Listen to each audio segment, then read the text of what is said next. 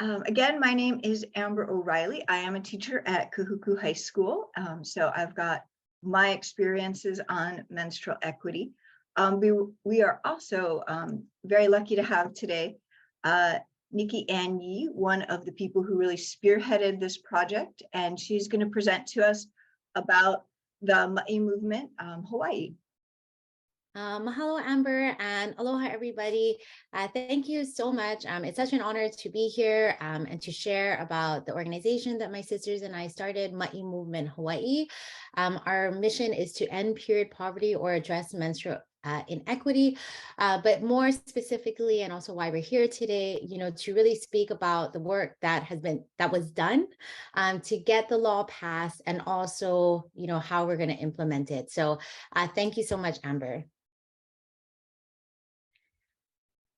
So we're going to just dive right into everything. Now, I think it's really important. I am really excited to see that there's, 70 people on the call today. And maybe as you were looking through all the different, workshops, maybe some of you had heard about menstrual inequity, or maybe it was just, let's see what this is about. So I want to bring everybody on the same page so that we can go into this, together. Now, I want to define the issue. So period poverty, or also menstrual inequity, this speaks to the limited or inadequate access to menstrual products. So think pads, tampons, liners, or even sustainable products like period underwear and cups. But it's also limitations in menstrual health education. And, all of these limited access are caused due to factors like financial constraints. So as the name suggests, period poverty, not having enough money. And we know a lot of our local families they have been struggling with it, and even more so with the impacts of the pandemic. But it's not just financial constraints. It's also, not having enough education or support at home or even in our schools when it comes to menstruation and menstrual management. It's feelings of shame or stigma in our society and culture. A lot of menstruators, when they have to change their pad, they hide it in their jacket, or, they try to, stuff it, be very discreet about it. So that's just a very small way that the shame is really ingrained in our society. And also inadequate access to running water, or, proper period-friendly sanitation facilities like a clean bathroom. When I first learned about period poverty, it was about girls and women in Africa. But if you just think about our own islands, across the state, there is a rising houseless population. So this is also, a huge issue for them, but a lot of them are suffering in silence. And what the pandemic really showed, especially when it comes to menstrual injustice, is that there's a lot of structural intersectionality with it, It's a gender injustice, racial, and also socioeconomic. So coming all together, there is a lot of societal issues intertwined in it, but that also speaks to how we can address the issue. Period poverty disproportionately affects students, low income and houseless girls and women, trans, non-binary, and gender non-conforming individuals, and those that are incarcerated.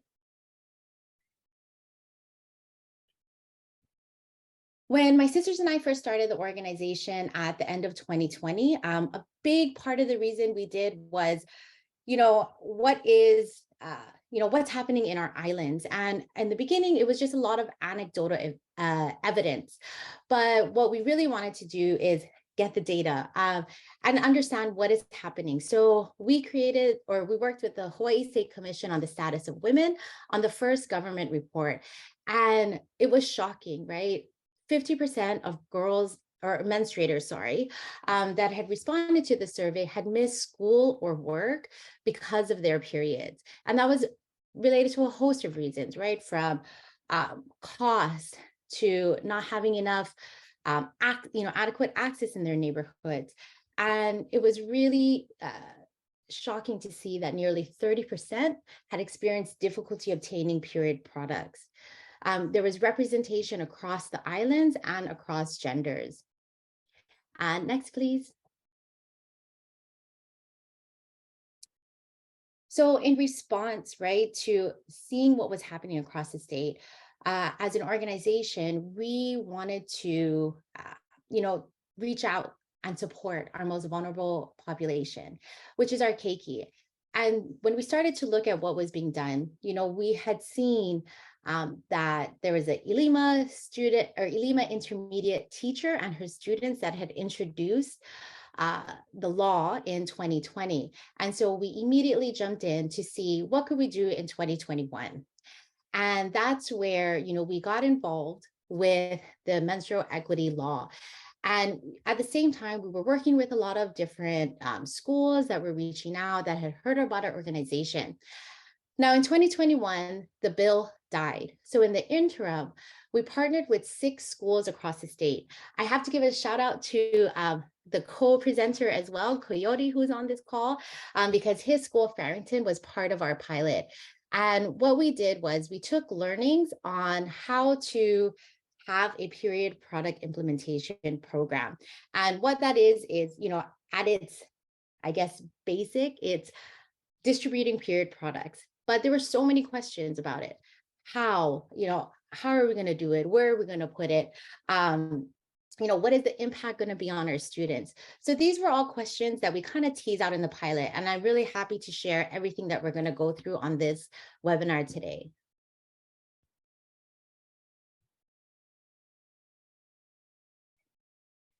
Now, in addition to, getting the products out there, we wanted to hear from students and teachers. So we ran 3 surveys, one at the start of the pilot, one in the middle, and also one at the end. And here's the problem that we found. In the beginning, 8 out of 10 students reported that they had difficulties getting period products. Both faculty and students that were surveyed said it impacted attendance. Students were missing class, leaving school early, or just not coming to school at all. And when they did not have products, they used unhygienic items. There were some things that were like, toilet paper, paper towel, things that even I've used myself. But was really, heartbreaking even to me, especially to me as a mother, was, when I saw that students reported using diapers, leaves, and socks. So this was a point where, it was completely unacceptable and we had to do something about it. Now, what we did, from the school point of view was just putting period products throughout different locations. And I'll get into that. But midway when we took our survey, even in just that short semester, there were improvements in decreased barriers and also improvements in attendance. So already we started seeing the benefits of having free period products in schools.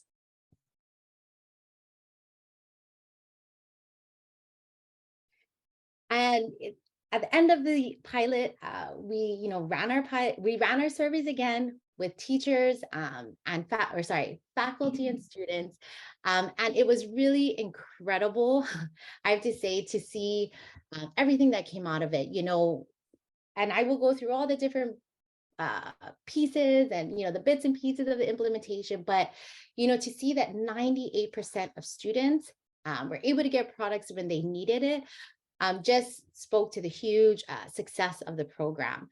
Remember at the pre-pilot, 8 out of 10 said that they had issues getting it, and now nearly the entire student body could get it when they wanted it. We also looked at the social emotional impact of it. So when students had access, right, we asked both faculty and students, how did it impact the students, or how did it impact themselves? And it was great to see, right at the top, they felt more confident and secure. And faculty and students were in agreement on that. It was also major. Now, remember, we did this in the 2021 to 2022 school year. So we were still dealing with COVID at that time, lots of absences, Omicron.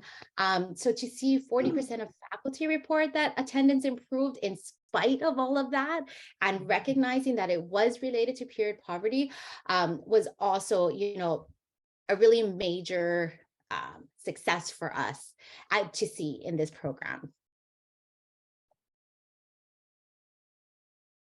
And of course, this picture always brings me joy when I see it, because, it was 2+ years, really fighting and advocating for it, dealing with a lot of pushback.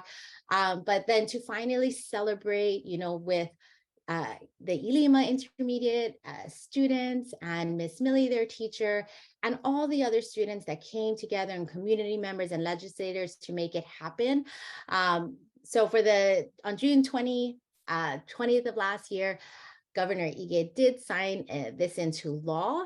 Now, the law simply states that the DOE is to provide menstrual products to all students free of charge. And on top of that, they did put $2 million in the budget, recurring and annually. So I do want to say this is not a one-time budget line. And that was also a major win in all of this, because the legislators guaranteed that students will always have access to this.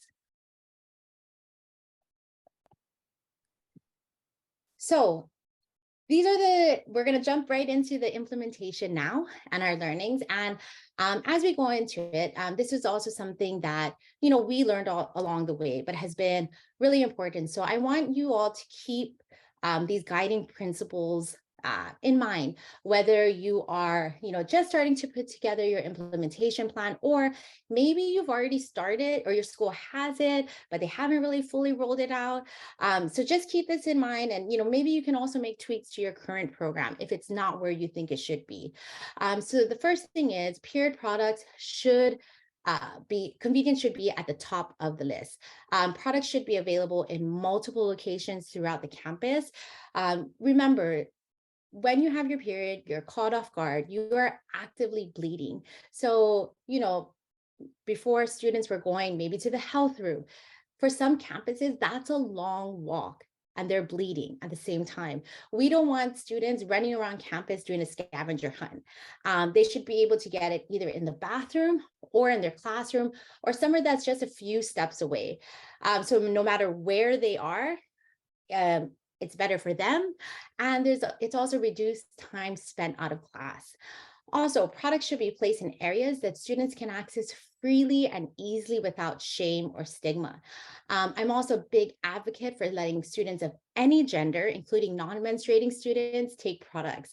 One thing that we heard from students was that non-menstruators wanted to advocate for their peers. If their friend started bleeding, they wanted to help her get the product so that she wouldn't have to stand up and go and get it. So, be open to that as well. And also making it barrier free. So of course, there should be no cost to it, but students should also not have to ask somebody, whether that's a nurse or teacher, if they can have a product.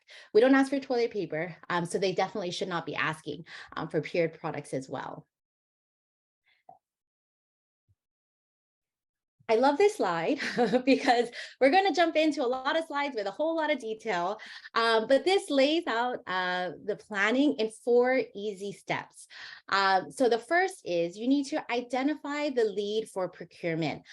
So remember, we got $2 million every single year because, with the bill being signed and the budget being approved by the governor, everything happened really quickly. But the DOE wanted to make sure all schools were in compliance. So they actually divided the money I shouldn't say evenly, because not everyone it was based on like student population, their own calculations, but every school got money. Also, every complex has a pot of money as well. So if you run out, you can also go to your complex to get additional funding. And that was done intentionally because this is the first year of the program. So even with the formula that the DOE put together, they also don't know, right? Is this going to be enough to support the student body population? But identify your lead for procurement. And Amber, I'm not DOE. So, in terms of identifying who that is, do you have any tips for people? Well, I think it's going to be very different at each school, but I know at my school, my principal didn't want to do it herself. She's got a very full plate. So she was looking for a teacher to step forward and actually do all the paperwork, right? Because if any of you have ever done budgets and purchase orders before, it's not a lot of fun. So one of the things I would request of all of the teachers in this meeting today is, if you are willing, go talk to your administrators and possibly volunteer yourself as a lead either for the procurement or implementation parts, because my sense is that admin is not going to do this unless we as teachers remind them that the money is there, remind them that this is our need for our students, and offer our support, because, you know, they're busy too. This isn't probably the top of their agenda. So getting some teachers or other maybe vice principals or grade level counselors involved, I think is going to be really critical in getting it to actually get implemented in every single school. Oh, and Amber, I love that you said that, because you already said my next step, identify, or the next bullet point, identify the lead on implementation. So once you figure out who's in charge of buying it, and we also did a little cheat sheet. So the link is in the chat. You know, the DOE has their own SPO vendor list, but I went through the vendors to see who had better products, because you have some that use, you know, pads that, you know, they're like in these boxes, it's really not comfortable, but you also have vendors that carry organic products. So, and you have the funding for it, you know, so they have better, cleaner products for your students. So that's the cheat sheet that you can look at. But yes, identify the lead on implementation, and it can be anyone. You know, it could be your nurse, your Hawaii Keiki nurse, your health aide, your teacher, and students. On Lanai High, the students are leading the implementation. So I actually did the same presentation for them, and they have really taken it under their wing, you know, to just roll with it. And I love to see that. So think outside of the box. Step 2 is identifying locations for distribution. So, you know, previously it was most likely in the health room office, or if you were lucky, there were teachers, you know, who would pay out of pocket and they would keep it in their classrooms. But now there's an opportunity in putting it in multiple and many locations. So just think about your school setup. Step 3, based on locations, this is when it's time to meet with the stakeholders. So for example, if you decide that you want to have it in classrooms, then you want to host a meeting with teachers and faculty. If you're going to put it in bathrooms, you know, meet with the custodial team, so that they're on board with it and they know what's going on. And then step 4, we need to roll out informational materials across the school, because one thing we learned, if the students don't know about it, if the teachers don't know about it, then it's pretty much useless, right? So the marketing promotion part of it is just as important. And yes, I love that big badge. If there's nothing you take away from all of this, get students involved. Next. So now we're going to jump into the nitty gritty. I already started talking a little bit about different locations, and you will see we have 8 here. I'm going to just go through them, but you can kind of read, you know, you can read the details and, you know, take that back to your schools and have that discussion. But we had put them in bathrooms. There were schools that even put it in bathroom stalls. Now, this is very simple, but they just took a plastic bag, right? They stuck it up there with tape and they put some products in. And I will say, you know, in spite of, you know, there was some hesitation, like, should we do this? The schools did not see students like tearing them down. Yeah, sometimes they fell down, but nobody was, you know, tearing it, throwing it all over the place. And I really like the stalls because that's direct and immediate assistance. Of course, we kept it in the health room since that's what most students were used to. But what we did was we placed it outside. So if your nursing office has a common area, you know, where students like are waiting, or, you know, if they can put it outside of their door, because then, you know, that goes back to the guiding principle of it being barrier free. So they don't have to, you know, wait while the nurse is, you know, treating another student. Classrooms were also great to put it in, especially some schools had challenges with their restrooms. So this was, you know, a great alternative. And then the next areas are the next locations, the counselor's office, main office, and athletic offices or locker rooms. These are great, especially for non-school hours, so early mornings or late afternoons. Also, we heard from a lot of coaches that, you know, whenever they take kids off campus, they need to have period products too, if they're playing games, you know. So it's the need not only when they're sitting in school, but also when they're participating. And if your school has any kind of a teen center or after school location, please make sure that it's there as well. Amber, did your school implement yet and or put products in any of these locations? Yes, we're still sort of in the baby steps of this. Myself and some other teachers do have products in our classrooms. I'm lucky that I'm right next to a very frequently used bathroom. And my back door is just open all the time. There's a basket there. So even students who aren't currently in my class can duck in, grab something, and then duck into the bathroom, just because we haven't put things actually in the bathrooms yet.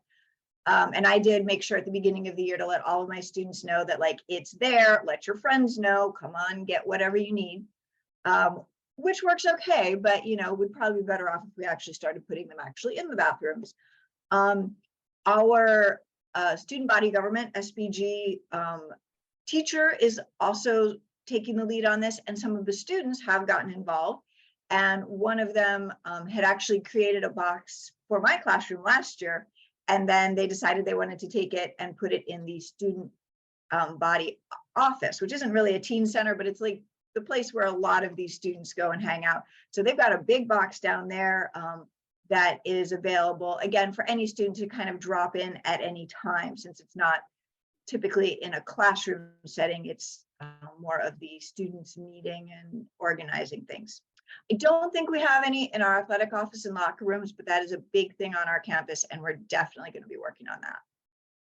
I love to hear that. And I am going to call out Coyote right now because he's at Farrington, and we actually got a lot of best practices from them. So they were one of the schools that said, no, Nikki, we're not going to put it in bathrooms.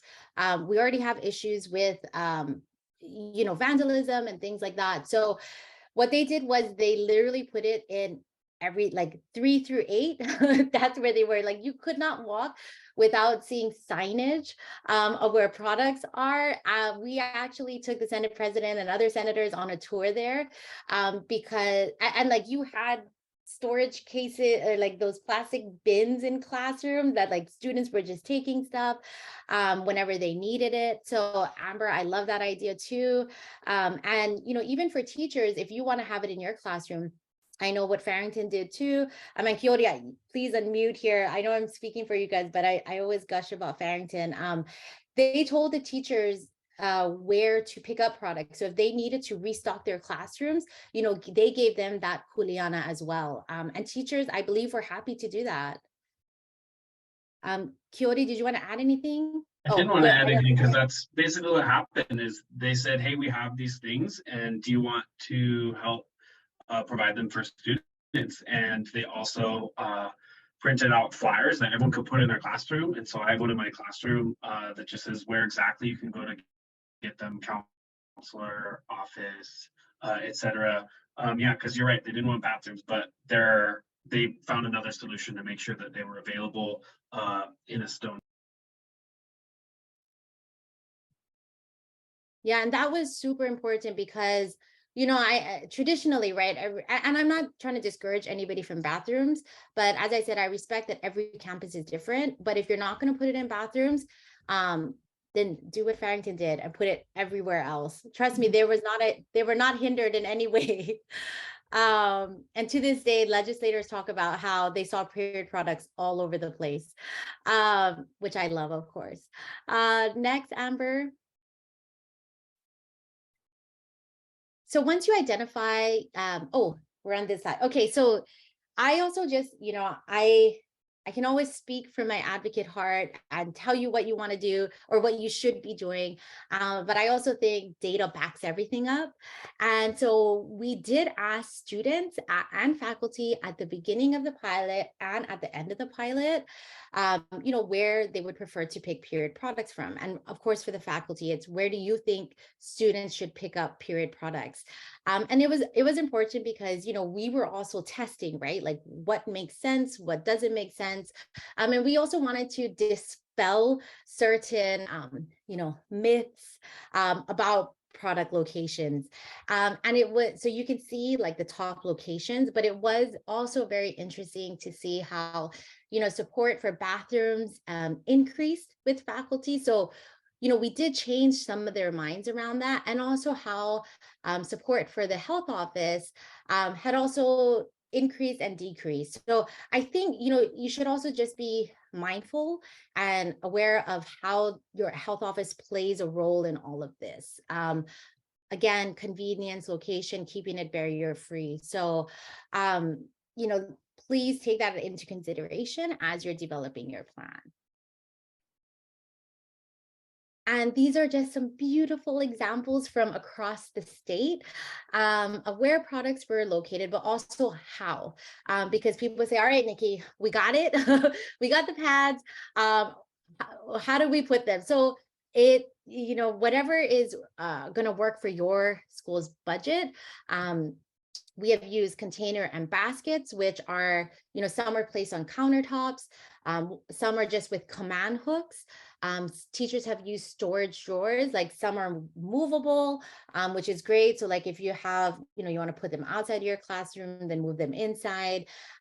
Or if it's just like fixed on a shelf, the resealable bags, I shared that already in the previous slide. And then also dispensers. So I don't think any of the DOE schools have like the mechanical dispensers anymore. But if your school happen to have one, you can work with maintenance to disable the lock and then continue buying products. We worked with a local guy. He's actually, coincidentally, he's down the street from Barrington High. And he creates these like acrylic dispensers. I have listed his information in the DOE cheat sheet. So if you are on Oahu and you want to contact him, he can make the ones that, look like the dispenser at the top. I know like Dole, they purchased 60 directly from him. And these can be mounted or they can be placed on countertops. So I believe they have them in bathrooms and teachers' classrooms. And this is just a table about pros and cons for each. We learned that every school is very different. So we always want to be, respectful to what they need. But one thing that I do want to highlight is making sure that you have trash receptacles. Some schools have them in individual stalls. If you do not have that and you are not able to, get budget for that, then please make sure that you have a bathroom that is located inside. We did hear from some schools that their trash cans were outside, and that causes a lot of embarrassment for students, especially if they're younger, actually for anyone, right? If you're trying to dispose your pad. So what was happening is that students were just like leaving it in the stall or flushing it down the toilet because they didn't want to carry it outside. So as you're identifying locations, just look at your trash and say, okay, are we covered there? Amber, I see you nodding. I think that's a huge thing. And it's something that I hadn't even considered because, having had periods all my life, I'm kind of like, yeah, you wrap it up, you put it in the trash can. But we've got young students who are just starting on this. And if we don't explain to them, you have to put it in the trash can, you can't flush it down the toilet. Our school plumbing is already bad, and it's going to get worse if we have tampons and pads going down the toilet. So yeah, getting those trash receptacles out is a huge thing that I hadn't even thought of. So I'm so glad you have this. Yeah, and that little picture above, that's labels that we also put like on our, if you saw it in the previous picture, and I know Terry's going to send out the slide. We put a lot of messaging next to the containers wherever people were getting period products to remind, even put your Maʻi trash here. We have to. I'm the same as you, Amber. Sometimes, we've been menstruating for so long, right? We forget how it was in the beginning. Like, what do I do with this? So I'm going to talk about this in a few slides. I think it's the next one, if I'm not mistaken. Oh no. So here, recommendations. Again, get students involved. Can't reiterate that enough. And I saw a comment in the chat as well that their students led this. Also make take-home kits. There is plenty of budget to do this, and it was really important. No, so this was, something that we took away from the pandemic. A lot of schools were giving food for weekends, and the same is for period products. So for long weekends, especially for breaks, schools made take-home kits. And this picture is from Baldwin. They also put like little stickers, and it was in some cases, it was the students that were putting it together. So I think that was really nice to get them involved, and to make sure that everybody had access. And same thing, they put it everywhere. In the cafeteria, in classrooms, they made announcements so people knew where to get kits. In some schools, they just give it to the students whether they ask for it or not. Now I love being on a call with teachers because you totally get these teachable moments. The biggest pushback that we got was vandalism, excess use, and misuse. So of course, there were incidents of vandalism. Some of it was curiosity. Remember, this is, going to be in elementaries as well. So elementary schools, so you have students that have never seen a period product before. So some of them were opening it because they were curious, but of course you had some that, this is a novelty. They were going to play with it. They were going to do things they shouldn't be doing with it. But it became a teachable moment because then, the administration, once they figured out which student it was, they had to talk with them. Also, the schools, right, didn't just put the products out. They use it as an opportunity to educate, like, why we have the products here now. And also, it opened conversations in the classrooms, right? Because they're like, why do we have products? And then, that's where additional learning comes in. So even with excess use, that was another thing. What if they take it? What if they take all of it? And as a menstruator, if you're taking it, it's because you need it. And if, they said, well, what if they're taking it for somebody at home? And that's the same thing. If they're taking it, it's because they really need it. And there's something else that's going on. But I will tell you, we did this for a year and there was no hoarding. There was no, excess use. I will say, of course, we had our take-home kits. So we gave that, that security to the students that these will always be here for you. But I will say some schools did say that they noticed high use in the beginning and then it stabilized. So if you see anything with vandalism or, somewhat hoarding, use it as a teachable moment. Have a talk with your students. And for misuse, depending on your school curriculum, if you have menstrual health management already in your sex ed classes, maybe just highlight that again. Or we also have local resources, and you can go to our website to take a look at that. Yeah, I can say the only problem I've seen with having them in my room is we had one day where students were moving throughout the classrooms, visiting everybody's science fair projects. And at the end of the day, I found one pad had been opened, clearly unrolled, and then rolled back up again and put back in. And I'm like, okay, that's not cool because it's not sanitary anymore. But I think it really was just somebody like, oh, what is this thing? A student who's never seen one before. And once they realized what it was, they tried to put it back. So yeah, just a little bit more education, and I think we'll be good to go. Thanks, Amber. And I see some questions popping up, but we're actually going to get to your questions. So I will answer them shortly. Spreading the word. So as Coyote said, like what you see in this deck right now, this is what was posted all over the schools, on their bulletin boards, in their classrooms, in the hallways, on the principal's front door. So it told students where they were. But in addition to having visibility on campus, we also encourage schools, and they really ran with this, to make announcements in student clubs or organizations, put it on social media, do it in morning announcements. And yes, someone also made the comment, tell them that others also need the products, and also the why, right? Like, why do you have it? So these are really good opportunities. Since the law passed, I've also seen it go out in parent communications, because people have forwarded me that email. So letting parents know that this is a resource, I think is really awesome. And of course, teacher and faculty, because if your students need something, they're going to come to you too. So make sure all teachers and faculty are are aware. I would say even security guards, any adult that's on campus, because in one of my schools, the security guards was handing out pads too. And I did leave a QR code here. If you want to customize this template for your school, you can scan it and you can design it however you want. I think this is also in the toolkit where there's been links put in the chat. So if your QR code scanner isn't working at the moment, you do have access to these documents as well. And this is just, examples. This is another great way to get students involved. I know they were the ones who made these Instagram posts and, put it on their schools' social media accounts. The announcements were also done by students. So I think that was really cool too, for them to talk about it in their own words. Next, Amber. Education, I have spoken about it.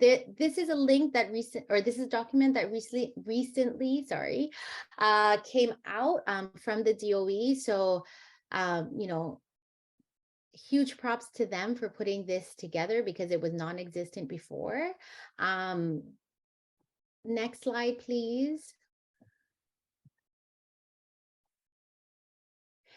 And I think this is our last slide. So in the toolkit, there is a page where it's your worksheet. So you could print it out and you could really, everything that I talked about, this is your checklist. This is where you fill in who's in charge of what, where are we going to pick things up from. There's links here to the cheat sheets, the presentation links. On the last page of the toolkit, there is also a link to a Google Drive, so you can just download everything. So the stickers that you see, we have a PDF in there. You just need to buy the label, I think it's like 4x5 labels that are like a few dollars on Amazon, or you could just print it on paper and use tape. That works too. And I think that's it. Oh, yes, sorry. The need help. So if you need any help, right, and you're kind of hitting a wall at your school, or you just want to talk to me offline, you can do that. Scan the code here. This will take you to a form that just comes to me. And yeah, you can let me know what's going on and we can schedule time to kuka. But I know, I always bother out too much. We got 5 minutes. Amber, did you want to add anything, or did we want to just open up to everyone?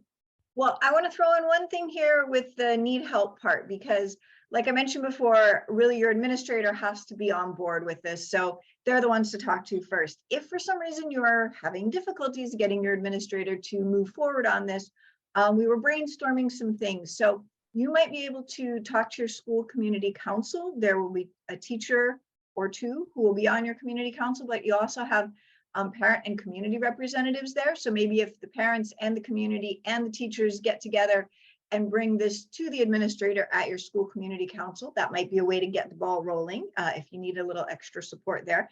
And if that's not working, do contact HSTA UniServe director for your school, because they are willing to help out as well. I think we got one more. Oh, here's our questions. Time for questions. Any other questions? I know we got a lot in the chat, and thank you, Kit, for answering them on the fly. I've seen lots of questions go in more. Do we have any final questions in our last couple minutes? Lindsay, I will, you know what I'll do in the drive, because on the last page of the toolkit, there is a drive link. I will PDF it and drop it in there.